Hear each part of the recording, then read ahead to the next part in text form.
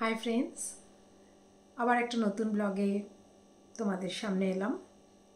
আমি Sharmistha, me and mom চ্যানেলে তোমাদের প্রত্যেককে ওয়েলকাম জানাচ্ছি। আজকে সাইকোলজির কয়েকটা টার্মের কথা বলবো, যেখানে যে যে টার্মগুলো আমরা পুরো এই স্পেশাল নিডস মায়েরা, মানে স্পেশাল নিডস চিলড্রেনদের মায়েরা, মানে প্যারেন্টসরা রাদার সবসময় শুনে আসছি। তো সেটা কি? আইকিউ অর্থাৎ intelligent quotient, EQ emotional quotient, SQ social quotient and AQ adversity quotient. এই যে চারটে কোশিয়েন্ট, এর মধ্যে আমরা সবথেকে বেশি মানে সবথেকে বেশি শুনে থাকি সেটা হলো আইকিউ এবং ইকিউ। একটা স্পেশাল নিডস বাচ্চাকে যখন আমরা বড় করছি, তো যেটা আমরা প্রায় সব প্যারেন্টসরাই এর মধ্যে করে ফেলি, সেটা হলো সাইকোমেট্রি টেস্ট। আমরা যখন কোনো ডক্টরসের কাছে যাই, তিনি ফার্স্ট যেটা করেন সেটা হলো সাইকোমেট্রি টেস্ট। সাইকোমেট্রি টেস্টের মাধ্যমে সাইকোলজিক্যাল জায়গাটা, অবস্থান বাচ্চাটা, সেটা বোঝা যায়। অর্থাৎ বাচ্চাটার মেইন এজ অর্থাৎ ক্রোনোলজিক্যাল এজ অর্থাৎ বাই বার্থ তার যত এজ এবং তার মেন্টাল এজ অর্থাৎ মানসিকভাবে সে যে এজে আছে, এই দুটোর তো একটা ডিফারেন্স হয়। স্পেশাল নিডস মানেই তো সেই জায়গাটাই, অর্থাৎ যে বয়সের সাথে সাথে বুদ্ধিটাকে ম্যাচিওর করতে পারেনি, যার বুদ্ধিটা বয়সের সাথে সাথে ম্যাচিওর হয়নি, সেটাই তো স্পেশাল নিডস। তো সেই বুদ্ধিটাকেই আমরা ডিফারেন্ট ট্রেনিং দিয়ে ম্যাচিওর করার চেষ্টা করি।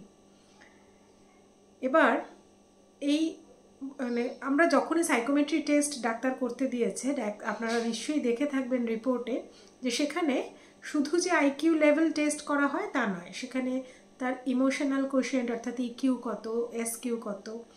ইকিউ মিনস হলো ইমোশনাল কোশিয়েন্ট, মানে হলো সে কতটা ফিলিংস তার আছে, শুধু বাবা মা বা নিজের ফ্যামিলির প্রতি নয়, রাস্তাঘাটে চলতে চলতে কোনো অ্যানিমালসকে যদি সে দেখে তার প্রতি, বা অন্য কোনো লোকের সাথে কোনো দেখা হলো, সে হয়তো চেনা লোক, কিংবা হঠাৎ করে কারোর কোনো ব্যথা লাগলো, তাতে সে কেমন রিয়্যাক্ট করলো।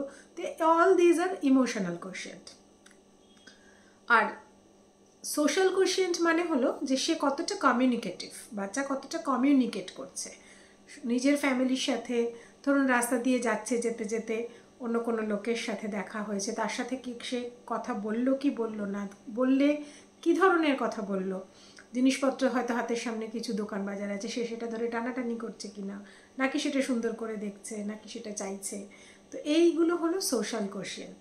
এবং বাড়িতেও বাড়ির লোকের সাথেও সে কীরকম কী ব্যবহার করছে, অর্থাৎ সোশ্যালি সে নিজেকে কতটা মানিয়ে নিতে পারছে বা পেরেছে, সেটা হলো সোশ্যাল কোশিয়েন্ট।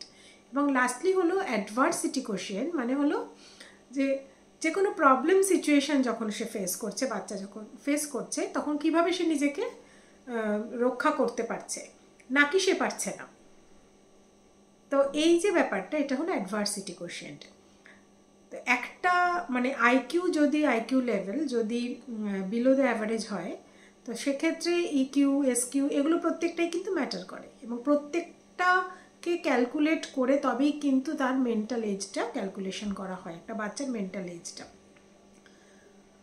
আমি আজকে যেটা বলবো সেটা হলো যে আমাদের সবসময় তো এরকম একটা ব্যাপার থাকে যে আমার বাচ্চার আইকিউটা কত, তার আইকিউটা বাড়লো কি না। তো এইগুলো যদি আমরা খেয়াল করি যে ইকিউ বা এসকিউ কত, ইমোশনাল কোশিয়েন্ট বা সোশ্যাল কোশিয়েন্ট তার কেমন ইমপ্রুভ করছে কিনা দিনে দিনে, এবং তাহলে তার মেন্টাল এজটা মোটামুটি কীরকম, আমরা মায়েরা একটা অ্যাজাম্পশন তো করতে পারি, মানে মোটামুটি আমার ছেলের বয়স যদি 10 বছর হয়, তার কিছু আচার আচরণ বা এই ইমোশনাল জায়গা বা সোশ্যাল জায়গাগুলো যদি একটুখানি আমরা খেয়াল করি, তাহলে হয়তো একটা বোঝা যায় যে তার আচার আচরণটা হয়তো ঠিক 10 বছরের মতো হচ্ছে না, সেটা মেবি 5 to 6 ইয়ার্সের মতো হচ্ছে। তার কোনো কিছু নিয়ে জেদ করা কথা বলার ধরন, কথা বলার বিষয়, তো এগুলো সব দেখে মোটামুটি একটা আন্দাজ করা যায়, এক্স্যাক্টলি না হলেও মোটামুটি একটা আন্দাজ করা যায় যে তার বয়সের মানে মেন্টাল এজটা কোন জায়গায়। সবসময় যে পড়াশোনা দিয়েই করতে হবে তা কিন্তু নয়, সমস্ত ভেরিয়েশনগুলোই কিন্তু এর জন্য দায়ী। তো আপনারা যদি মেন্টাল এজটা মোটামুটি একটা ধারণা করতে পারেন, তাহলে মেন্টাল এজ এবং ক্রোনোলজিক্যাল এজ, এই দুটো, অর্থাৎ ক্রোনোলজিক্যাল এজ মিনস তার অরিজিনাল এজ যেটা, তা সেই দুটো যদি আমরা জানতে পারি, তাহলে আমরা বাড়িতে বসেই কিন্তু আইকিউটা মোটামুটি একটা আন্দাজ করতে পারি যে কীরকম ওর আইকিউ লেভেল আছে। আইকিউ লেভেলটা তো আমরা প্রত্যেকে নিয়েই জন্মাই, এবং তারপরে ওটা ঘষা মাজা করে হয়তো একটু বাড়ে। তো সেই কতটা বাড়লো আমাদের ক্ষেত্রে, যেমন আমাদের বয়স 40 বছর, আমরা 40 বছরের মতোই কাজকর্ম করি, তো তার মানে আমাদের আইকিউ 40, মানে ক্রোনোলজিক্যাল এজও 40, মেন্টাল এজও 40, তাহলে আমরা সহজেই আমাদের আইকিউটা বের করতে পারবো। তো এটার একটা ফর্মুলা আছে, সেটা কি? সেটা হলো MA divided by CA into 100, যেটা আমি এখানে দেখালাম, MA divided by CA into 100, অর্থাৎ mental age divided by chronological age into 100। ধরুন কোনো একটা বাচ্চার তার অরিজিনাল এজ হলো 10, তার মানে ক্রোনোলজিক্যাল এজ হলো 10, মেন্টাল এজ ধরে নিলাম 5 বছরের মতো সে হয়তো বিহেভ করছে, তার মানে 5 ডিভাইডেড বাই 10 ইন্টু 100, তার মানে কত হলো? 50। তাহলে 50 হলো তার আইকিউ লেভেল। এরকমভাবে যদি আমরা একটা মানুষের আইকিউ লেভেল 100 ধরে নেওয়া হয় নর্মাল, এবার তার কিছু কম কিছু বেশি, আমি যদি 40 বছরের মতোই বিহেভ করি, তাহলে 40 ডিভাইডেড বাই 40 ইন্টু 100 করলে 100ই হয়। তো বাকি এইভাবে আমরা আমাদের স্পেশাল নিডস বাচ্চাদের আইকিউ লেভেলটা ক্যালকুলেট করার চেষ্টা করতে পারি। এটা একদমই ঘরোয়া মেথড, এবং কারণ প্রত্যেক মুহূর্তে সাইকোমেট্রি টেস্টটা তো করা সম্ভব না, কারণ এটা খুব একটা এক্সপেন্সিভ টেস্ট।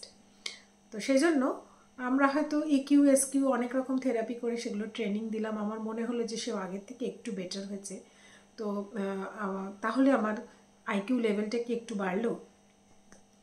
তো সেই অনুযায়ী যদি দেখা যায় যে অ্যাবাভ 70, মানে 70 কিন্তু হলো বর্ডার লাইন, 70 থেকে যদি 71 72, তাহলে ওটাকে বর্ডার লাইন বলবো। এটার একটা চার্ট আমি দিয়ে দিচ্ছি, সেই চার্ট অনুযায়ী দেখলে তাহলে বুঝতে পারবেন যে কে কোন গ্রুপ অফ আইকিউতে রয়েছে।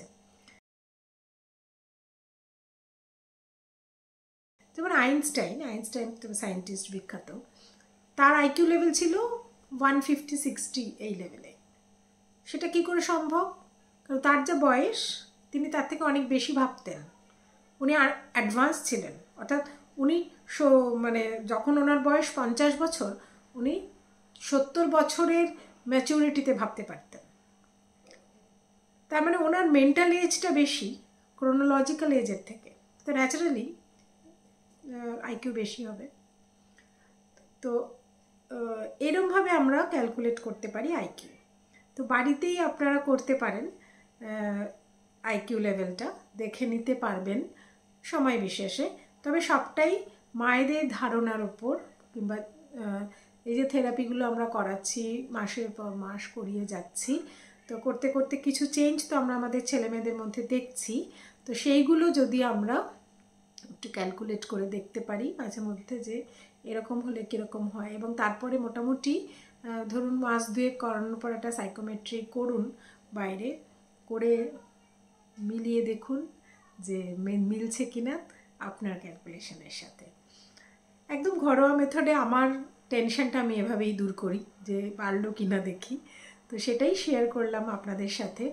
এটা কোনো ইনস্ট্রাকশন বা মানে এমনি কোনো ইনস্টিটিউশনাল কোনো মেথড বা কিছু নয়, একদম ঘরোয়া মেথডে একটা যেটা আমি করি সেটাই শেয়ার করলাম আপনাদের সাথে।